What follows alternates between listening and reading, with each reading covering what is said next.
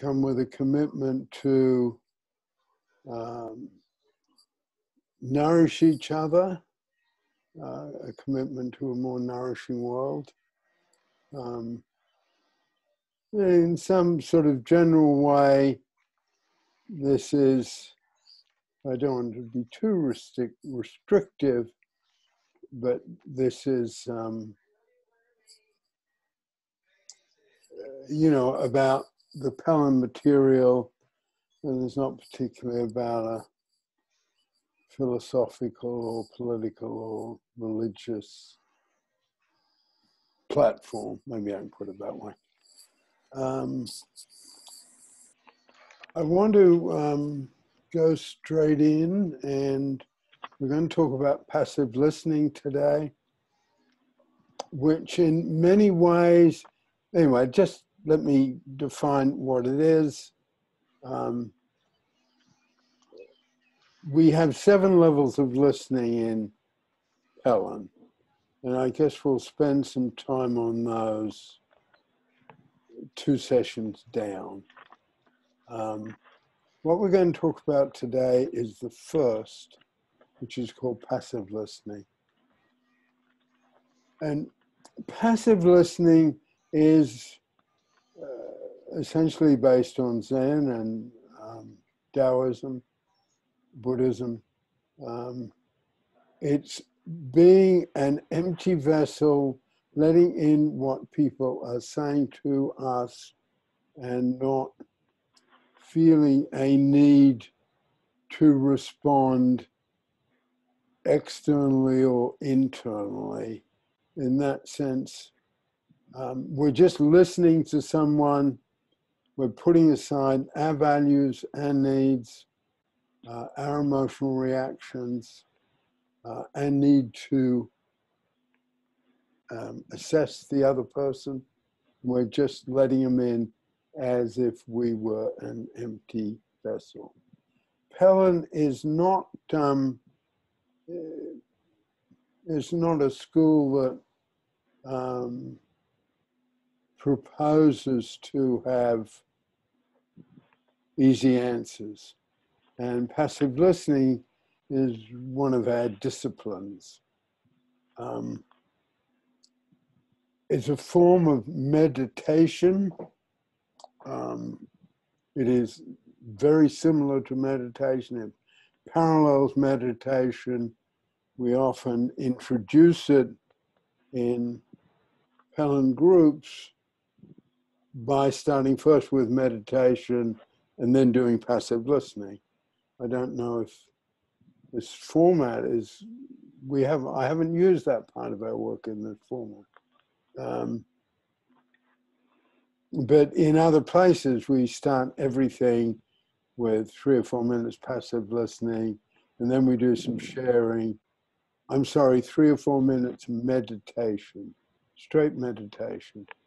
Our particular simple form of meditation, which is taking in things with our eyes and our ears and then listening to our breathing.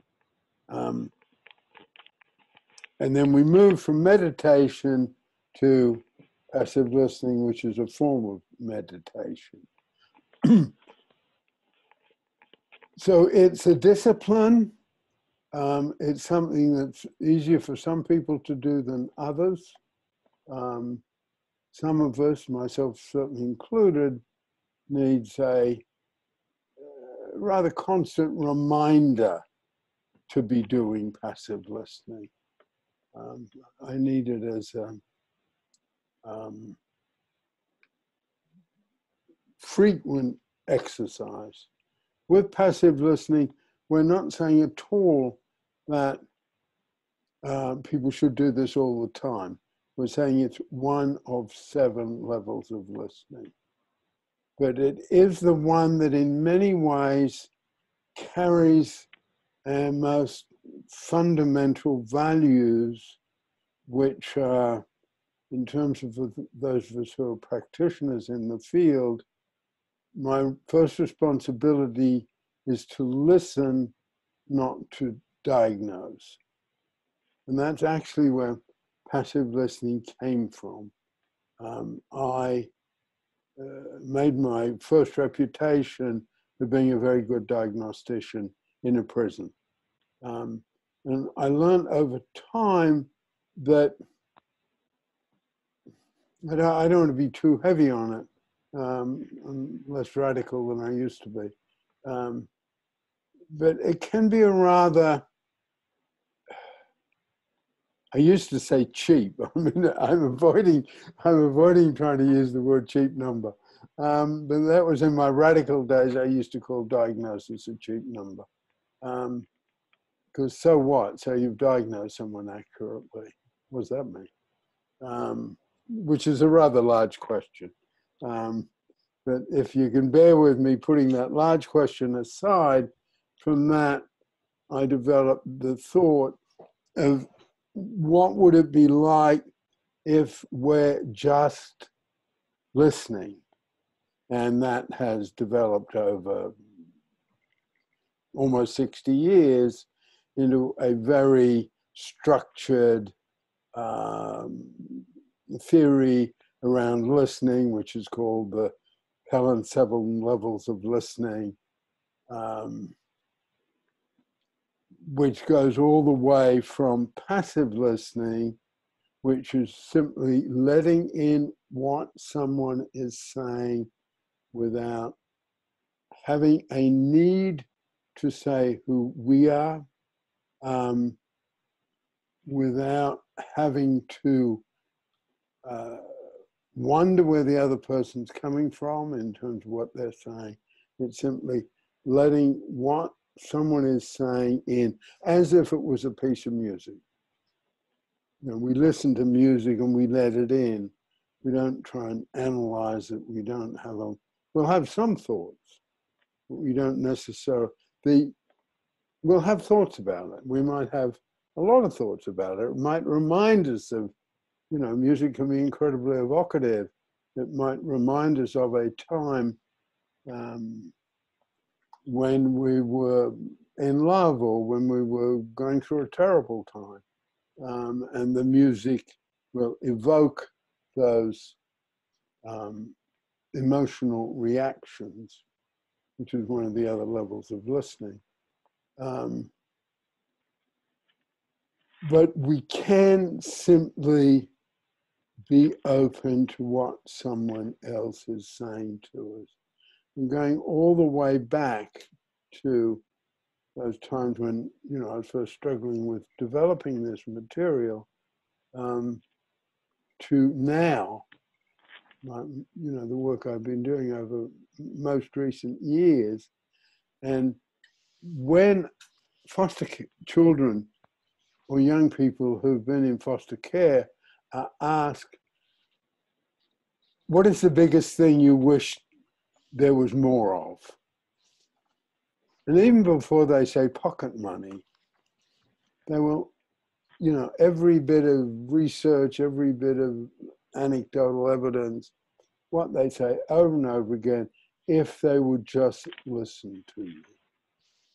Over and over again, that's what is said. So for me to have that, you know, many years working on this material and having it just totally confirmed with the material, with the work, in many ways I'm passionately involved in now, in that foster kids.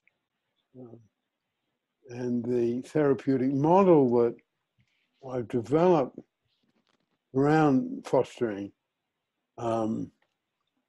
is, the mission statement for that is just listen. And, you know, there's a therapeutic model that's got all sorts of fancy stuff in it. But, you know, that is the simplicity of it, just listen. And that's what so passive listening carries a lot of our values. I need to be a human being who will just listen to you before I am a social worker or a psychotherapist or a counselor. First, I've got to just listen. And it's the thing I say about passive listening is that it'll change your life, money back guaranteed. And I don't say that about any other part of my work, but this will. if you get into passive listening, if you practice it, and you got to practice it. It's not something you can read in a chapter in a book. Oh, I know that because I've read the chapter in a book. Any more than if you're going to play tennis or play the guitar, you can't read a chapter in a book. And if you're good at tennis and if you're good with the guitar, you're going to have to keep practicing. You can't say, oh, I've achieved this level so I can be unconcerned about it now. We've got to keep practicing. So passive listening doesn't come easy. But on the other hand, which is something we always check things out against in Pellin, and that is common sense. There's a certain common sense in passive listening that at time when we saw someone's a good listener, or someone's not a good listener, or mum never listens to me, or mum always listens to me. And when someone is, when it's the mum who always listens, one thing I always always know about my mom is she'll listen to me. That is someone who's using what we call the power of passive listening. Peter, could you just do a brief summary, because we had two people come at exactly the same time. Could you just recap briefly? Yeah. Thank you for coming. Right. In Pellin, we have 7 levels of listening. We're pretty proud that we have some of the most thorough material on listening anywhere. 2 sessions from now, which I guess will be a week today, I'm going to do a presentation on the 7 levels of listening. Today, I'm just talking about one, the first level of listening, which is called passive listening, which is a form of meditation. It is like, it has its roots in Zen Buddhism and Taoism. It is the part of those philosophies where you can be most powerful if you're not trying.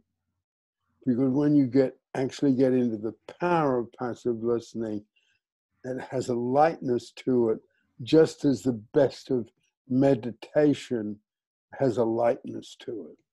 At first, for many of us, me, it's a struggle, it's a discipline. But over time, it's, okay, I'll passive listen to that. I say that passive listening will change your life, money back guaranteed,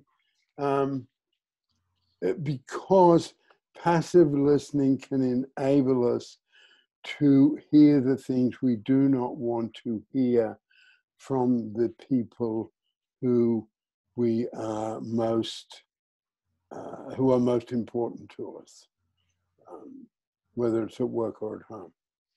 Passive listening enables us to take in the tough stuff and use it to change. When I say passive listening will change your life, that entails, doing a lot of practicing of it. And we can talk about that, how that happens. And I want to say it's not a mystery. If someone goes to the gym every day, that'll change their life. I think for some of us, if we learn 5 lines of Shakespeare every day, that would change our life. So it's just something that, listening is pretty fundamental in all our relationships, in all the ways we may want to move forward in life. So I guess I could say listening for most of us is more fundamental than the gym or Shakespeare, or whatever other important. The reason I use those examples is just to take the mystery out of the statement which will change your life for sure. Apart from anything else, one thing passive listening enables us to do is to find the learning opportunities in conflict situations. And on a more fundamental level, I don't mean fundamental, but on a more broader or historical level, passive listening can, on a political level, passive listening can enable us to listen to our enemies, not just listen to those who support us. So in a way, passive listening takes us out of the echo chamber within which, politics is ineffective. Passive listening in a family can enable us to hear the things that we really need to hear, but are so hard for us to hear. A couple of things about passive listening. Can I just, Peter, can I just give a really amazing political example about that? Sure. There was a therapist, I think before Trump got elected, that started a kind of dialogue situation where you could only join in this group if you were a party Republican or a party Democrat. In other words, you had really strong views. And then I don't remember, I never saw it happen, although they started making a documentary. And then they would find a way to dialogue and by listening, hear the other person's point of view. And people who started out not being able to listen to each other and violently disagreeing came to see the humanity and value in what their enemies were saying. It was really successful. Yeah, thank you for that. And it is like,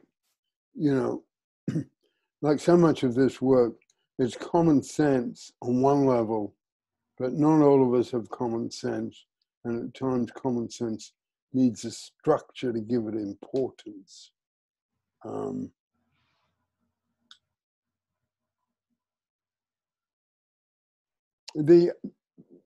So a couple of things I want to say about passive listening that are important, because it can be a hard one to sell, to be absolutely frank. It's a discipline that in some situations it means giving up control. It means we've got to face when what we want to do is always express our opinion or always have a question to answer, or in my field of work, being able to make the assessment or the diagnosis not only accurate but quickly. And this is coming in against a lot of that, okay? And saying, hey, we can do something else first. So one thing about the passive listening and where it came from is that what I call the diagnostic jump doesn't have to happen so fast. We're not in any way saying the diagnosis and assessment is not important. We're just saying, what is the timing of it? And does this person need me to diagnose them quickly or need me just to listen to them? And in the vast majority of cases, in my opinion, this is the ground on which I stand, the diagnosis does not happen to happen quickly. It could happen later. And the quick diagnosis is a particular, this is where passive listening carries a lot of our values. The quick diagnosis is and I know I've done it and I still can do it, is a particular quick power play. I've got the diagnosis, I'm accurate about the diagnosis. And within that, I have a lot of power.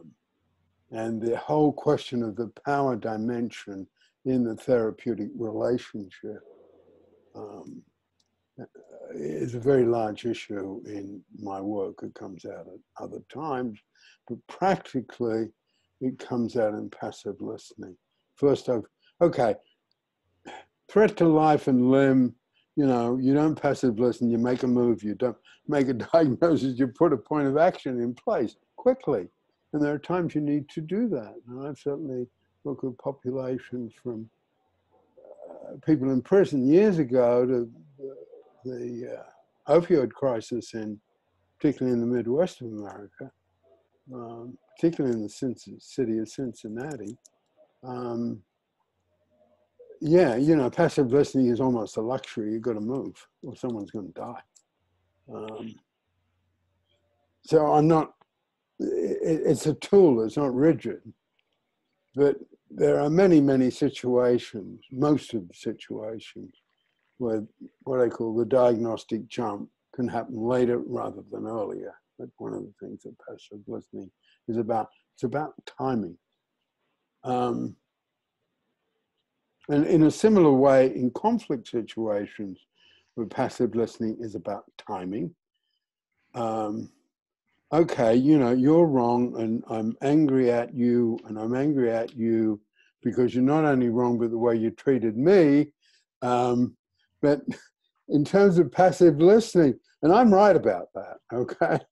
But in terms of using passive listening, can I put all that, and to use material from another time, can I put all that pendulum swing aside and just listen to what you are saying? And again, there's a certain common sense about that. Well, let's sleep on it and I'll tell you what I think tomorrow. Rather than I've got to tell you now. And in having to tell you now, whether it's my opinion or my disagreement with you, the having to say it now is a pendulum swing. And what passive listening is the middle of the pendulum. It's the calm of the pendulum. So that's the timing of it. The other thing I want to say about it, I know I'm talking a lot and I'll stop in a minute. We start off, this is my theory, we start off as genius listeners. The baby, the toddler, just are open to everything. And they will learn language, grammar, vocabulary. If there are two languages around, they'll learn two languages. If there are swear words and inappropriate that are not useful in some situations, they'll learn that. They'll learn the swear words and they'll learn how not to use the swear words if they happen to be around them. So we start off with the ability to passive listen. And then as we grow up, we have opinions and feelings and histories.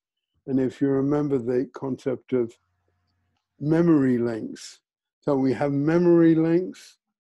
You know, someone grew up in an abusive family, they will have a whole lot of memory links, perhaps about not listening at all. Because if I can cut off, if I can just go into myself and not even take in all this hurtful world around me, maybe I'll survive. And I guess refugee children do something similar. So we learn the other levels of listening come in, so we learn ways of surviving and ways of thriving that mean we don't passive listen anymore. So we start off with this genius ability, but over time we lose it. And that's what we're doing here with teaching passive listening, is reclaiming some of that genius, put it that way. Anyway, do other people want to say something about their listening? Peter? Yeah. This is Stacy. In 12-step meetings, we talk about no crosstalk, and we define crosstalk as reacting to someone's share individually or giving an opinion about someone's share. Yeah. And so it encourages passive listening. We just go around and everyone just says their piece, and everyone just passive listens. And then with the sponsor call, it's the sponsee's time, and the sponsor listens like a therapist, kind of. And then if they have experience with what the sponsee is sharing, they'll share the experience, but they won't give an opinion. They'll just share their experience, strength, and hope, or they'll refer them to someone who has a similar experience. Yeah, one of the, I sort of first came up with this struggling with sort of where I was. And at that time, the first major influence on me was Freud, and the second one was Carl Rogers. And, so the whole listening thing was supported by that. But then as I got more, as I studied AA and 12-step programs more, that was another sort of confirmation for me that, yeah, other people have a similar approach to this. And of course, Fritz Perls was rigorous about not interpreting. That was his particular reaction to Freud. And he was one of my two major teachers directly. So I just had a lot of confirmation over the years that, this is useful. It's a way to approach it. Yeah, Mary. Yeah, I just wanted to say also a 12-step thing that about in conflict situations, you get, not in meetings, but in your own home when you're dealing with an unruly alcoholic who might be shouting at you, as I had to.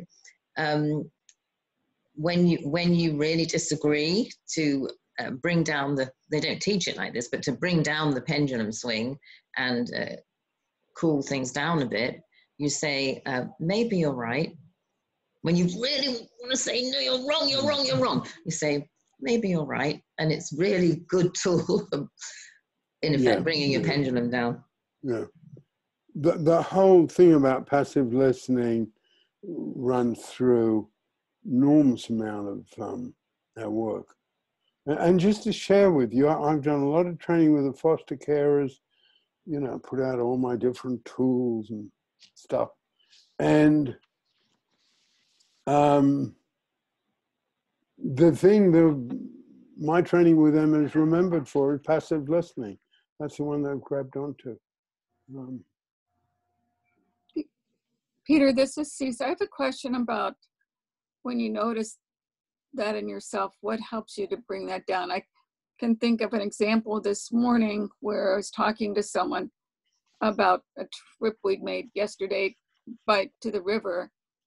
And there were a lot of people, but we were far away. But she asked me, were you wearing your mask? And I noticed a reaction in myself that I felt like I was being a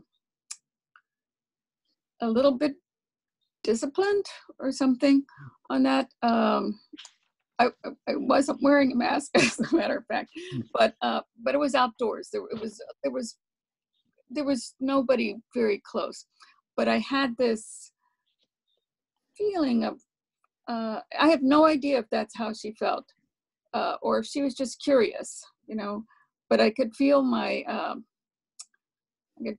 swing a little bit, and so I think I need more practice on this a lot when I feel, I guess, noticing first that I felt that way, and then feeling how can I get back to the center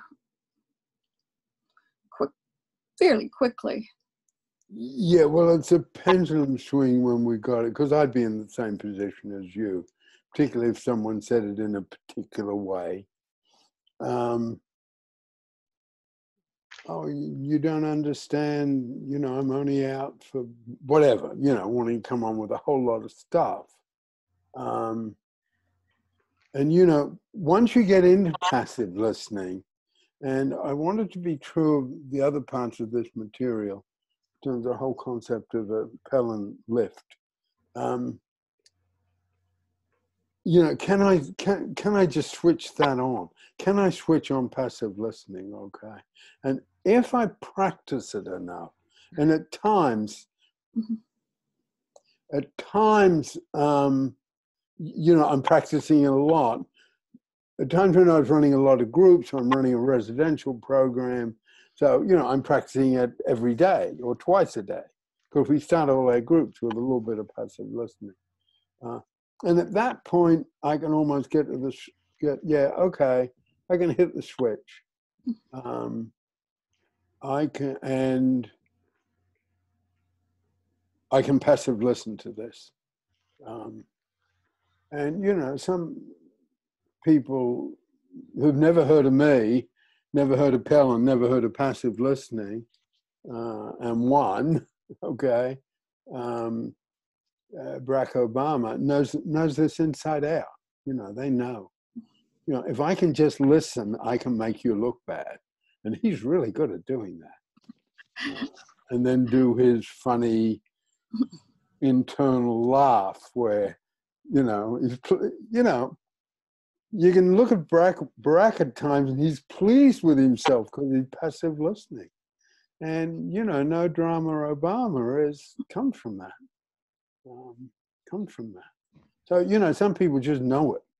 And some don't, you know, it's a long study. It's a long study for me. It's not something that in any way comes naturally. So practice. Yeah. Yeah, one really simple way to practice passive listening. You know, whoever your candidates are, whoever your values are, you know, listen to the opposition on television and see if you can practice passive listening, okay? You know, which means it's a form of meditation. Meditation is, there are a whole lot of different schools. Mine's very simple. I mean, bear with just my simple form, way of approaching meditation. You know, meditation, one way or another, is emptying our mind and being open. And if we can do that, so passive listening to the opposition on television is putting all our thoughts aside and just saying, okay, you might be right, or I'll listen to you, or however we approach it. Thanks. Elizabeth? Yeah, do I have to unmute myself? No, now we could hear you before and now we can't.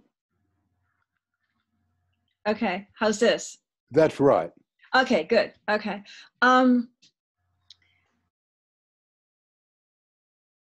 Different than I remember you presenting it before, so it's really great. So I wanted to go back to the point where you said early on, you said you can be more powerful when you are not trying, because meditation has a lightness to it. And I just wanted to share, one of the people I've studied with, a Buddhist teacher, really gave us an exercise called cutting our self-defense. And that really, you know, I can see that in passive listening, where you cut your self-defense of wanting to say, oh, but I know what the answer is to your problem or something, right? Or you're totally off on that. You know, you totally got the whole situation wrong. Let me tell you what's right, you know? But one of the exercise that he gave is when you are not in conversation with another human or dog or whatever, but when you're internally hearing yourself have either an argument or a conversation where you disagree with someone in your head, you know, like you've just had an encounter with someone and you walk away and you think, boy, that person was really stupid about that issue. I'm correct about that issue. So what you do in that moment is you try to cut your self-defense in that internal conversation. And it's really hard to do. And I'm not saying that it works that well, but it does work well. If you do it a lot, it works really well, because you start to see how often, you know, you automatically, you know, you have, this is me, right? I'm automatically going to try to defend me. And I do it without even thinking about it. I mean, it's on autoplay, right? It's always going. So if you start catching it when you have those arguments in your head, it somehow or another helps to put the damper on when you're in conversation. You go, oh yeah, I need to cut self-defense, just like I did when I thought that, you know, guy on Fox News was an asshole, right? Okay, so, you know, it really does help. And the other thing it helps build focus and concentration. It really does, because you're not just letting junk slide by, right? Like, oh, now I'm in passive listening with this person, so I have to like sit on it, right? I have to get to neutral, right? I have to be in the middle of my pendulum to make anything work here. It's not a special time thing anymore. An internal, oh, you know what? I'm busy judging right now. How am I going to cut my self-defense in this moment? Yeah. Okay. Yeah, no, it's got a lot of, I think you can, and try the other Pellin tools as well, but just staying with this, I think you can see other places where, I call them confirmations, Pellin, a little bit self-centered, but other places where sort of confirm what we're doing, other places that have good practice, that have effective ways of working, and they're sort of confirm to what we're doing. Excuse me, I tried doing it privately. Elizabeth, darling, you've come unmuted. Oh, I'm so sorry. Just making interference for the recording. Someone else want to come in? Cynthia does. Okay, yeah, Cynthia. I have a question. Is passive listening always safe? Because I'm thinking about certain times where, I mean, of course, if you're in a position of power, like you're the counselor or therapist, but there are times if you know, for example, if you are dealing, which I have dealing, you know, with verbal abuse, or with like when you're talking about listening to the enemy politically, I can think of somebody who really, I think it's not safe for most people to passively listen to. And it has, I mean, you know, I'm not talking about like the whole Republican Party, but the president in particular. I mean, how do you passive listen without necessary? I mean, I'm a sponge if I let myself be. I'll take in anything, and that will color my views and stuff. How do you protect yourself in a situation where, I mean, if I'm in a position of power, like as an astrologer, it's easier, or when I was a lawyer, but when it's a situation where somebody has power over you, or somebody could say things that if you take them in, they're poison. What do you Absolutely, do about that? No, I've certainly worked with, because one of my aims is to hone this material, which has been around a long, long time, hone this material so it can be taught to kids, okay? I mean, I would teach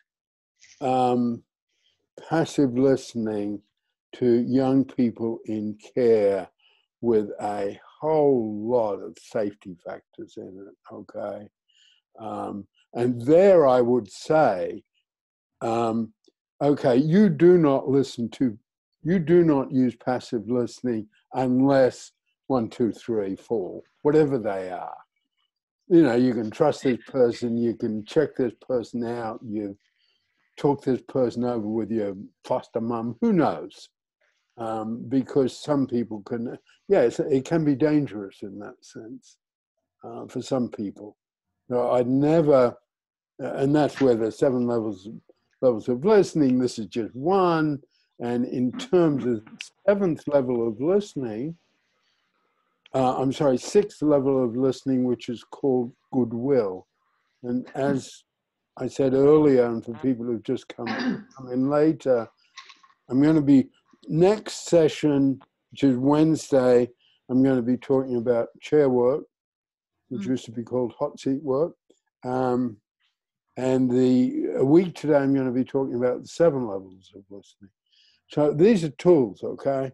Now, this is a goddamn sharp knife. passive listening. So in that situation, the sixth level of listening is called goodwill, okay? And that is someone's ability, willingness and ability to change, and willingness and ability to look at their own faults. I might well, because I haven't taken this material to the foster kids yet, I think I'd come in with goodwill there.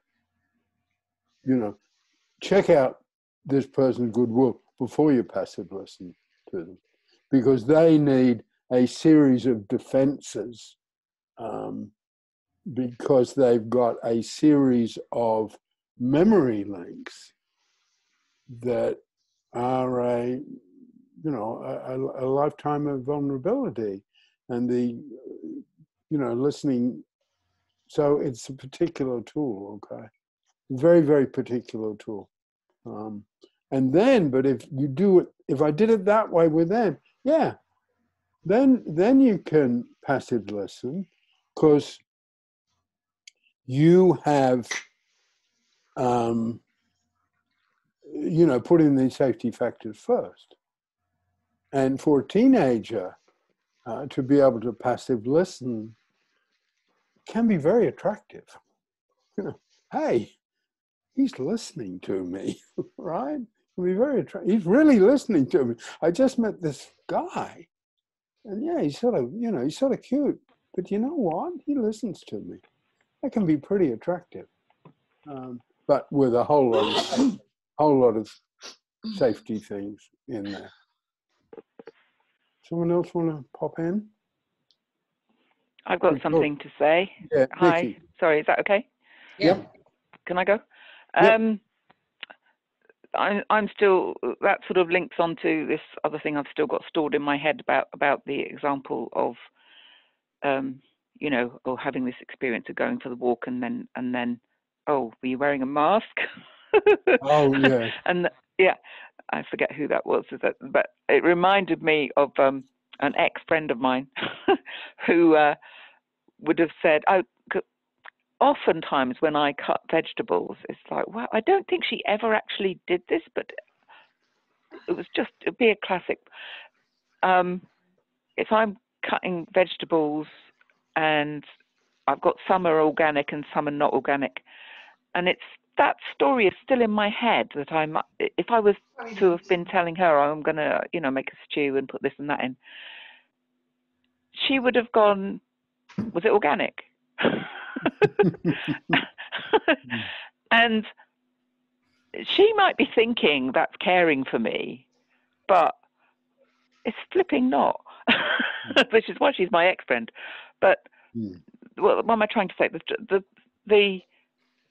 What I was realizing is that the other level of listening that I think I automatically go to, which I can never remember the order of the levels of listening, but there's one called listening to the message in the voice. And I think that's the one that I use to protect myself, because, you can, I think, well, I'm sure I trained myself to do that as a kid, because my parents would say a good or a positive or a negative word, and the tone of voice could be something completely other than that. So I was trying to figure out what the heck they were talking about at all times. So what was really going on. So yeah, that the message in the tone of the voice. And then I think that's what does it. It's like, okay, can hear the tone of voice. Right. And I think I put that first actually then. If there's something gives me a reaction, I spontaneously put the tone of voice first and trust that. And then, let me think. And then I think that's the protection, because then it's like, then my pendulum can calm down, because it's like, no, okay, I know what's going on here. I can trust my feelings. It takes me away from listening to whatever the content was that was hurtful or whatever, or contentious. I think that's that's what it can do. That's what it can do. And the one of the things that levels of listening can do in terms of diagnosis, they can provide an enormous accuracy. because, yeah, anyway, that's more for next Sunday, how that works. But it's bringing in these different things. Yeah, Mary. I wanted to say, well, first of all, I don't know if people have seen the chat.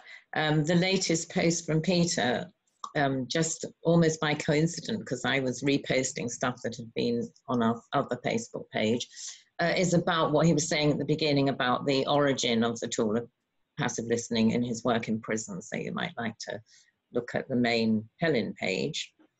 But early on in the teaching, I was thinking about Peter was saying the goal, if you like, even though it's fluid, the goal of not having an emotional reaction. And it's like that for me is a really hard part of passive listening that I mean, I've been around this material for 40 years. And so I know I'm a lot better at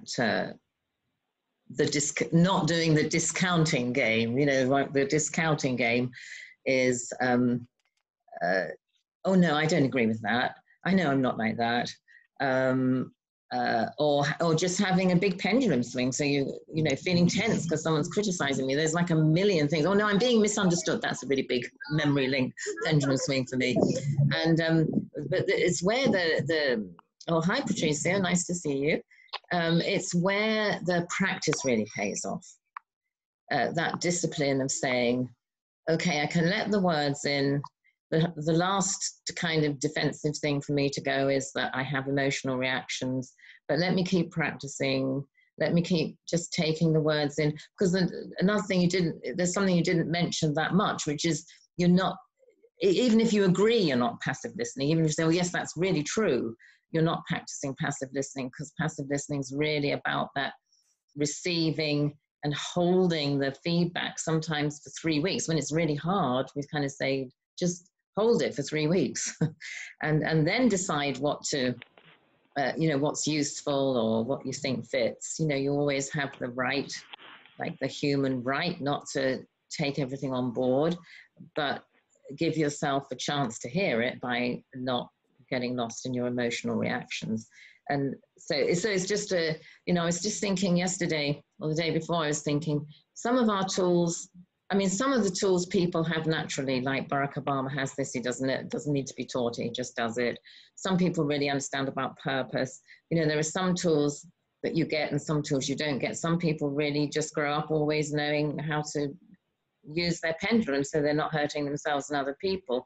But for many of us, and me included, I have to practice the pendulum all the time, much differently from how I did before, but I never don't practice it. And passive listening similarly. And that's a really important thing to understand about Pellin tools, is kind of noticing which ones you need to do a whole ton of practice with. In the early stages, understanding what you need to hear over and over and over again. Like, I never would have got well from my extreme compulsive swings if I hadn't, in the model we had in Pellin in the 70s, you know, residential program followed by teaching the stuff I didn't know that well to other people. It's in our motto, you learn by teaching.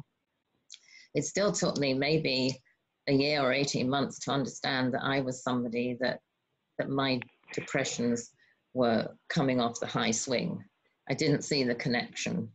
For ages after I taught it, I must have learned it and taught it like 300 times before I understood that it applied to me.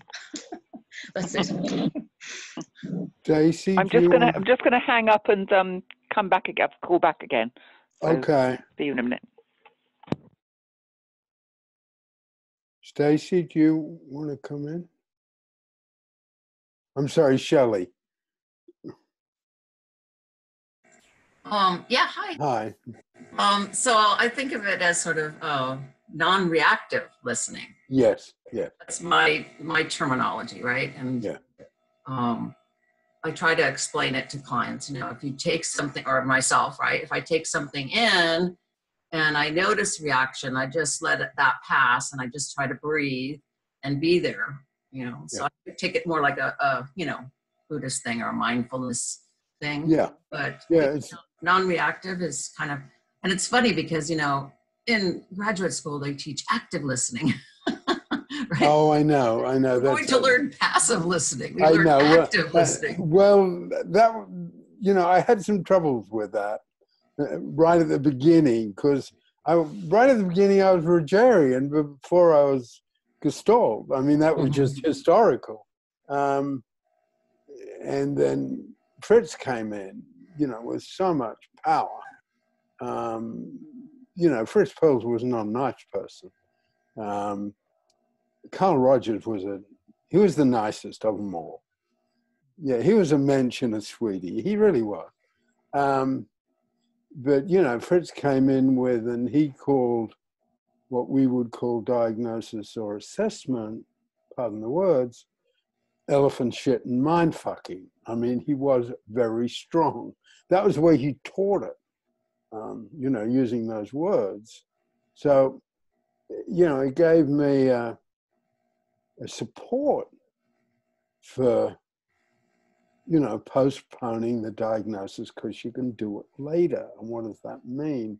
But then as it sort of developed over time, and I guess particularly now, over and over again, foster kids just say to anyone who asks them, I just wish they'd listen. And as I said earlier, for people who've just come in, you know, developing this complex, very professional therapeutic model, but the mission statement of it is just listen. And then I think if we take that sort of further, if we take that politically or religiously, that's where I, in my own way, I'm very ambitious about our levels of listening, because I think they carry a lot of moral values, you know, and yeah, you know, hard to say in this day and age, but, you know, because of reading I'm doing at the moment, but, you know, the 4 girls who died in Birmingham in the church basement in '63. And then he comes out and says, do not expect me to teach you how to hate them. I will teach you how to love them. I mean, that was Dr. King's response to that, the murder of those girls. So somehow the passive listening, just letting things in, sort of carries this, I want it in a light way, but to carry this sort of moral weight and political and moral commitment to, hey, I'll listen to you. One thing I do not say enough, and I should say right at the beginning, that's just a mistake. Passive listening doesn't in any way mean agreement. It means I'm postponing for some time.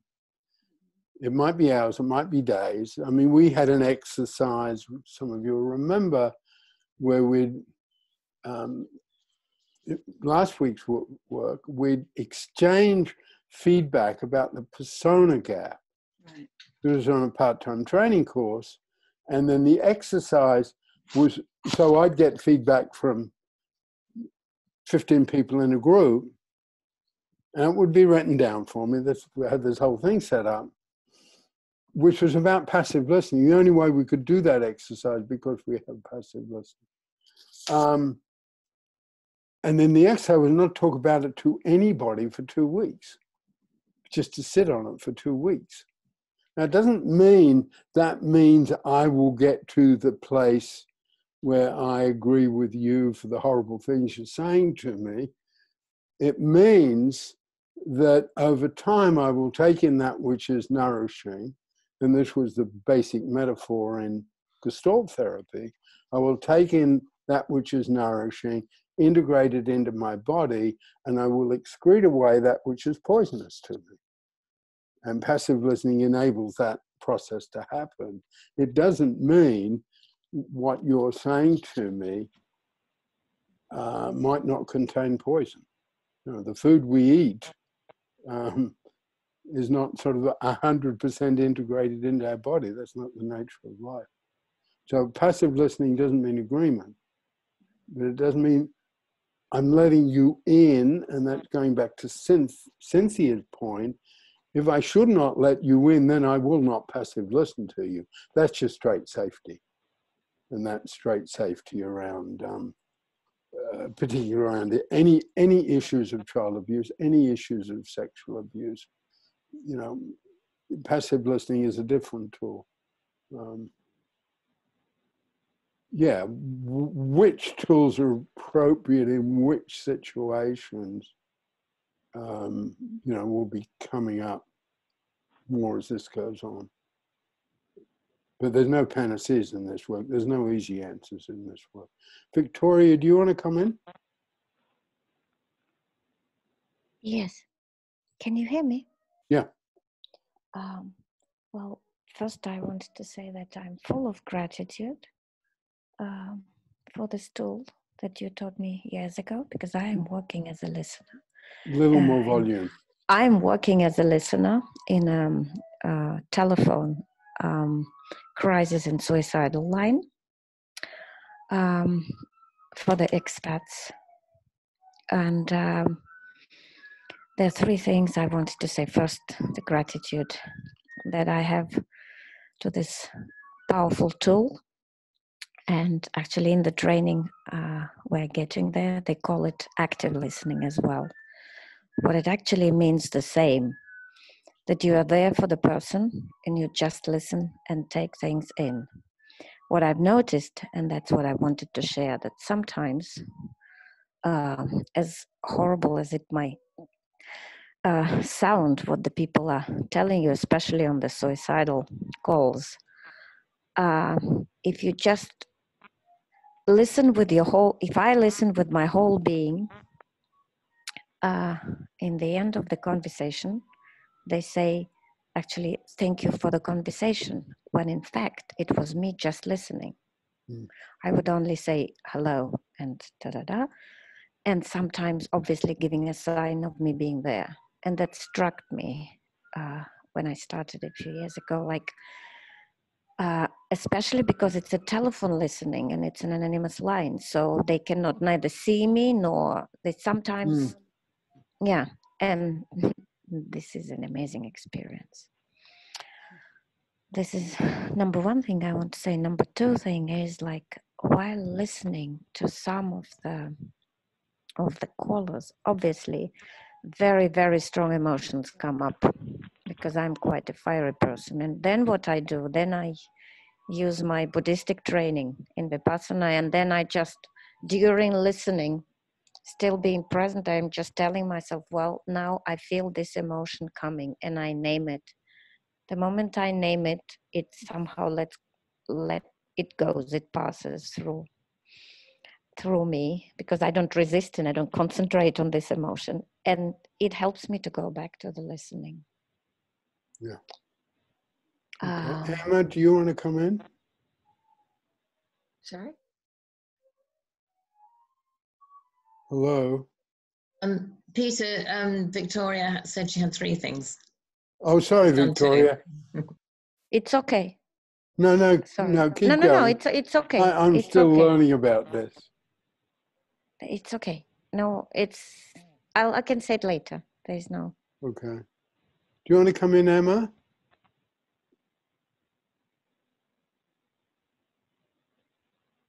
I don't know what's there.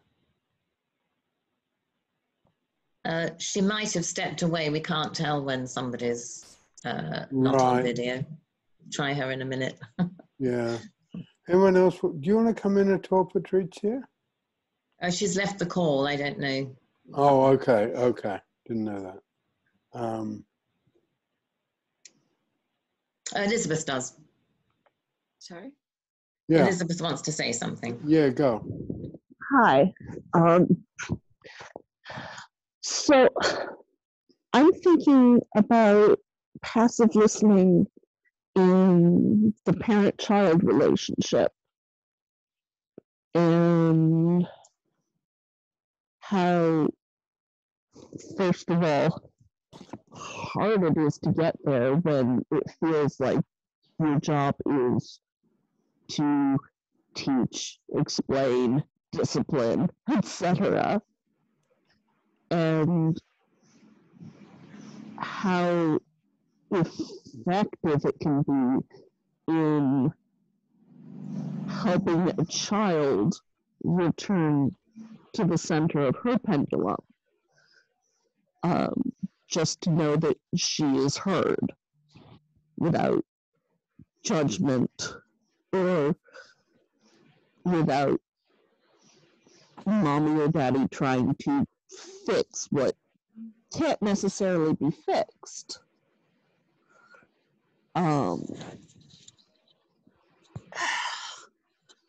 One thing I've been hearing from my daughter a lot lately is it's not fair, which doesn't necessarily always apply to the situation at hand. But what she's talking about is that the situation where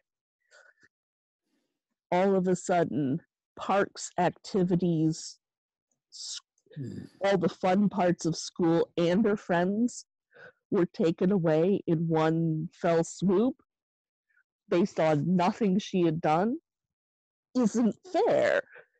And how can we expect her to maintain the same standard of behavior under those circumstances? And without a really passive listening, it's very easy to miss that in the swings. Yeah, I think one of early on, when it was before my own kids were teenagers, so I was sort of thinking of others. But one of the real sort of proofs of passive listening is if a parent can do it with a teenager, okay? Because particularly when they're teenagers and there's all this dangerous world out there. In any society, and we're just programmed, it's sort of on the tip of our tongue. What you should do is this, what you should do is that, what you should do is this. And just to be able to, at times, for a parent, to be able to use passive listening with a teenager. Well, wait a minute. Why aren't you saying something, Dad? You're just listening to me? Yes, I'm just listening to you. Teenagers can absolutely love it. And that's as parents or teachers for that matter. And particularly if, the stuff they're doing, of course I'm old enough to stay out till midnight. No, you're not. No way. But, if we can, because the time passive listening as a teacher or a parent, save teenagers, 13, 14-year-olds, 15-year-olds, that sort of age, almost put aside our power. And we're talking about 10 minutes. For 10 minutes, I'll just listen to you. Absolutely just listen to you. And, but we're programmed with all these things, from polar bears to us, we're programmed with all these things we got to say because you got to survive. But they're just sort of there. But so it can be very powerful. It's only small bits. And I think it's also true, it's not fair. And I think we also know it, sometimes when a little one's just got to cry, my best friend dumped me when I'm 7. At times we just, let it all out. And, where you'll find other friends or whatever we say, or it'll be different next week, or, you and she have had fights before, but we almost, on some level, we know just to hold and listen. So it's pretty profound, and it's got, because we got 7 levels of listening. This is a particular word to use. it's got a certain purity to it. Because if we're really doing passive listening, I'm putting aside my values, I'm putting aside my concerns, I'm putting aside my power, I'm even putting aside my need to remember. And this is where the Zen part of it comes in. I'm putting aside all of that. I'm just an open vessel letting you in. That's extraordinarily powerful. And it's just moments, but it can be extraordinarily powerful. And while I say we even put aside our memory, because this is where the Zen comes in, I will remember more by trying not to remember. And it happens. Because one of the things I say in another place, passive listening will improve your memory and improve your intuition. And one thing we say in Pellin, which is a pretty strong statement, we've got intuition training because we got passive listening. So we just let all this stuff in. It's like a creative process. We let all this stuff in, and it works. 10 years later, you'll remember something. You said something, someone said to me, or I said to someone. It comes back, it's there, it doesn't go away. And I think that's also, people who really know meditation and who've studied meditation more than I have, know those things are true. Something happens. But again, it's just small. It's 10 minutes, doing 10 minutes passive listening or 5 minute passive listening. And that is, to some extent, how can I put it, recharging our creativity with each other, recharging our commitment to each other. To some extent, passive listening is the spiritual side of Pellin, because the spiritual side of Pellin is a spirituality about and between people, which is just different than some others. That's okay. Do you want to say your third thing, Victoria, when I cut you off? She might have No, I probably yeah. practice passive listening. That'll be fine for today. I think Stacy showed up. Maybe she wants to say something. Yeah. I'm fine. Okay. Stacy? No, I'm good too. I'm very intuitive, so this comes very naturally to me. My sponsor told me no one listens like Stacy listens. Yeah. Yeah. That's why I'm saying it is, and I've come across that before. It's absolutely natural for some people, and for some of us, it's a bit of a hard grind. It's a bit of a discipline to achieve it. There's a lot of different. There's also a lot of different ways to do passive listening. Okay, but just to give you one example of the use of it in our work. If someone says no, they don't want to participate or they don't want to talk about something in particular. No, I don't want to talk about my drinking problem. The whole Pellin values and practice is we listen to that. That no means no. No to us is not an invitation to diagnose. Oh, I know why you don't want to talk about your drinking problem. Or you don't want to talk about your mother, whatever. No, we just passive listening. We just passive listen to the no and take it nowhere else. That is one of the ways we achieve trust, but also one of the ways we achieve accuracy. Particularly those of us who work professionally, it's so tempting. Oh, I know why you didn't. Okay, I hear you now. But in my mind, I'm doing all sorts of clever things with your no. But with this part of the work, no, I'm just taking in your no and replying that in my head. And of course, no means no.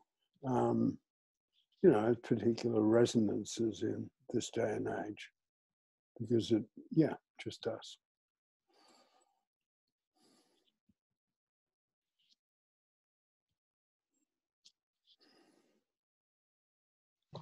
It is 20 past, Peter. I Yeah. don't know when you want to move into a... Yeah. Does Emma want to come in at all? Maybe not. It's okay. Thanks for asking, Peter. Not right now. I'm just really taking this in. Okay. Very rich. Okay, good to hear your voice.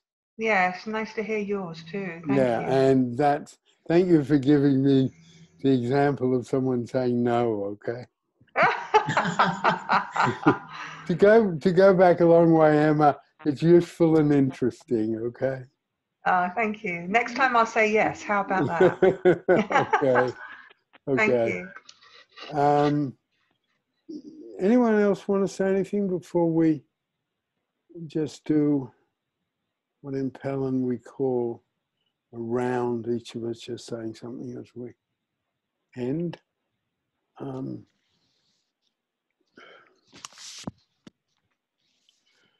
Okay, let's just do our ending round. I'll go first and then I'll call on people because that seems the easiest way.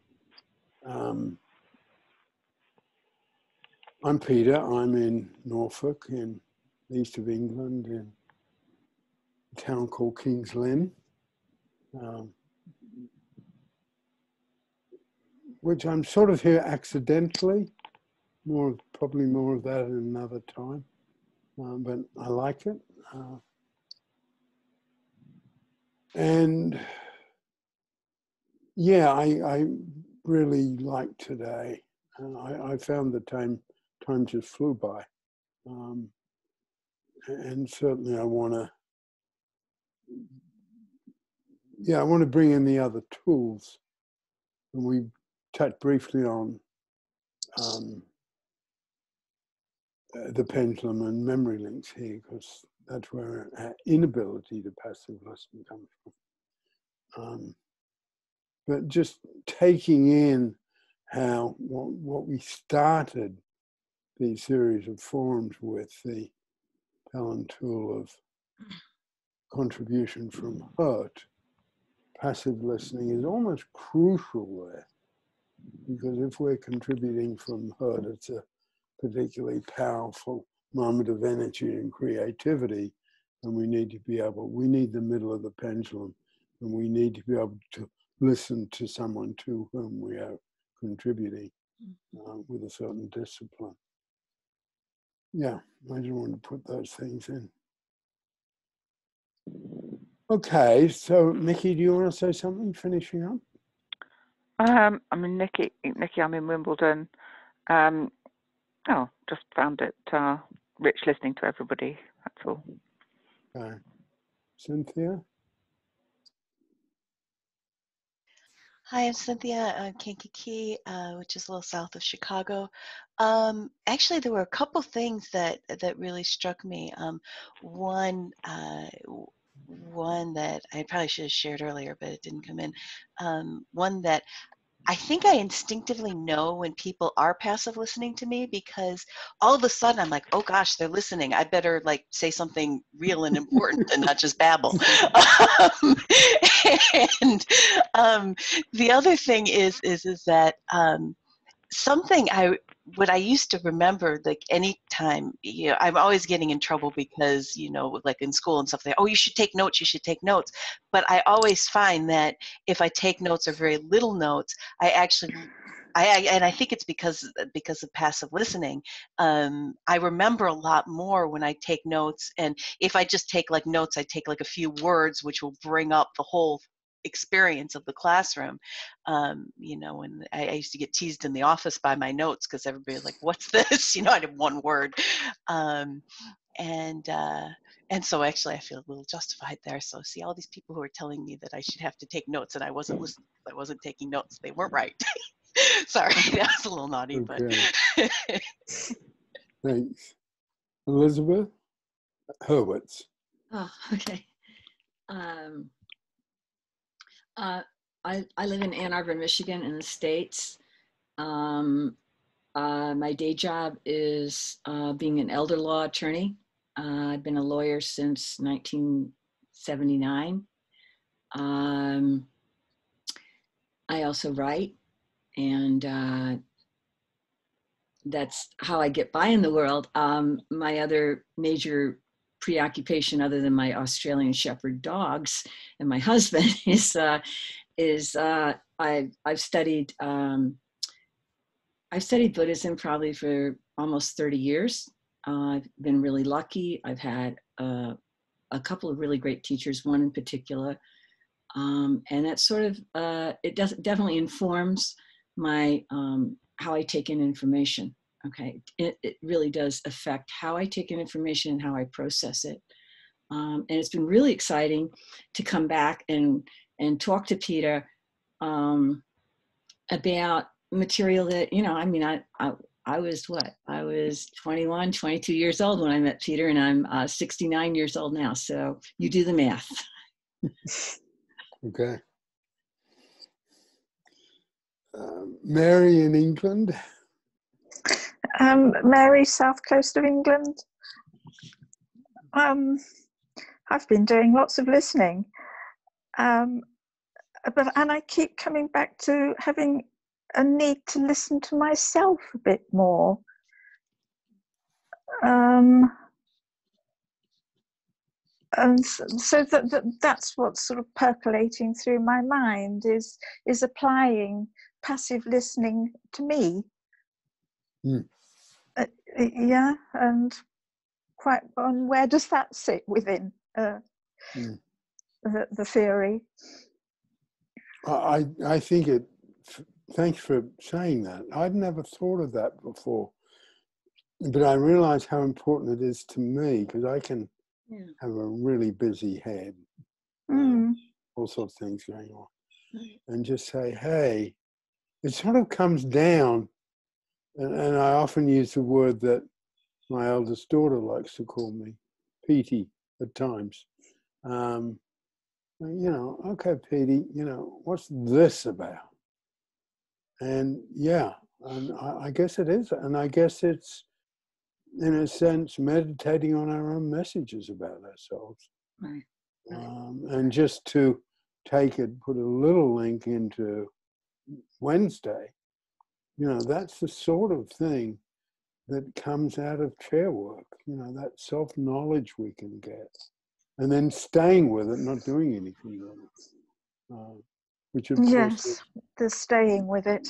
Yeah, and you know, which of course is straight Zen, straight Buddhism.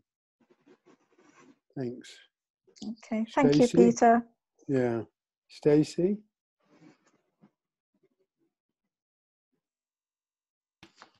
Hi, everyone. I left for a few minutes. I had to use the restroom. I'm back now. I just want to say goodbye and thank you, everybody, for a great session. Okay, thank you. Cease?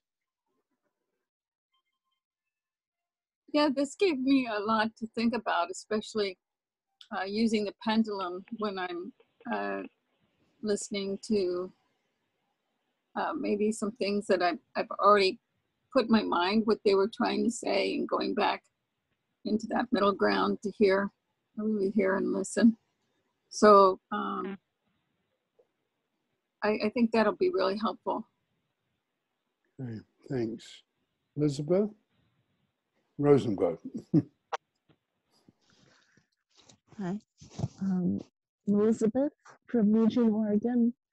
I've been thinking about how really hard passive listening can be for me, for the same reason meditation is hard for me, which is my brain won't shut up.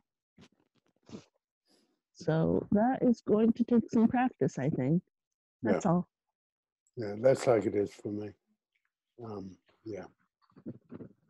Emma, do you just want to say location?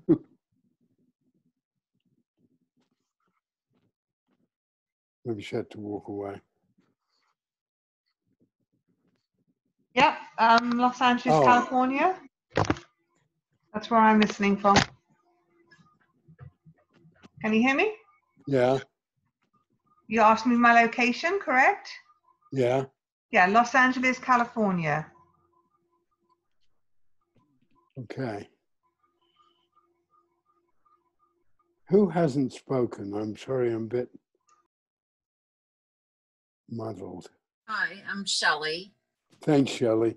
Hi, I'm also in Los Angeles, California. I'm in Woodland Hills. And I enjoyed listening to all your ideas. Thank you very much. And listening to everyone's examples. And it gave me a lot of good things to think about, you know, good ways to work on passive listening. And one of my things that I love to do, and I'm not doing much of it right now, is helping parents. So I really appreciated Elizabeth's talk and your talk, Peter, about parents really listening, right? So I think I'm gonna just keep that in my mind of how to help, when I can, how to help parents really listen to their children or their teens. So I really appreciated that. And I also think I'm just pretty good at listening. My dad was a spiritual counselor. And so I grew up in that arena of being aware and listening. And I've been, you know, sort of practicing many things. So I find it, obviously if I'm upset, then I need to use the pendulum, I guess, to calm down. But normally I'm pretty good at being perceptive when I'm ready, of just being there and just listening. So thank you. Thank you. And then I haven't gone yet. Yeah. So I have been trying to decide something about a different Zoom meeting for about a week. And I was in that meeting 3.5 hours ago, and I got very tense. And my body's been tense. And my body, not my mind, has stayed tense. So I was thinking what Mary Stapleton said. I was thinking, I'm going to passive listen to my body. I haven't been able to work this out with my head for a whole week.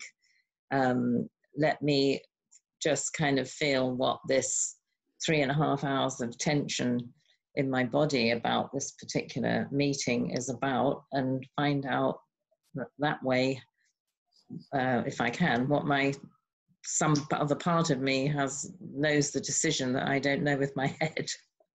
That's what I wanted to say.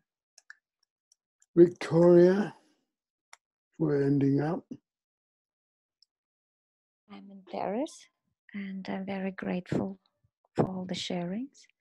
And I wanted to say that what's helping, what I'm aware of very often by passive listening, I feel I'm passive listening, and yet I'm preparing an answer. And this is something I'm now learning not to do, but being very still, very kind to myself, practicing lots of metta. Yeah, no, thank you for that, because I think for some of us anyway, we need to be gentle on ourselves when we can't do it, okay? Just the same as, something else can be true.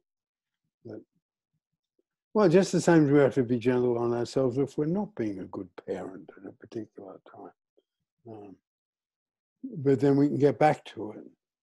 And I think I just want to end by saying, if we can, and thank you for that example, Victoria, if we can put aside the rehearsal of our answer, okay, and just really achieve the Zen moment of all I'm doing is letting you in,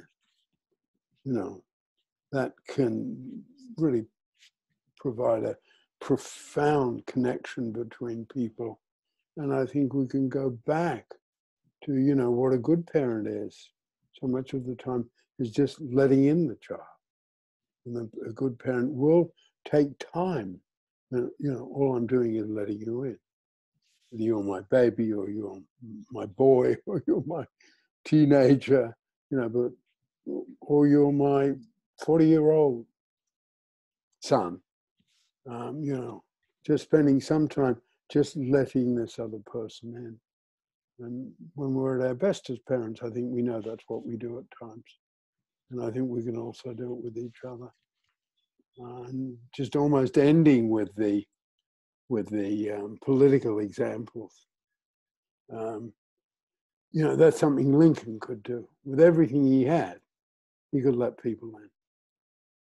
And you can almost feel it. You almost, just reading, you almost feel how that man could let people in. Yeah, okay, well, thank you for today. Thanks for coming, and I hope to see you on Wednesday. Okay. Thank you. Bye. Thank you, you. everybody. Bye-bye. Bye-bye. Thank you. Bye-bye. Bye-bye. Thank you. Bye-bye. Yeah, bye-bye. Thank you.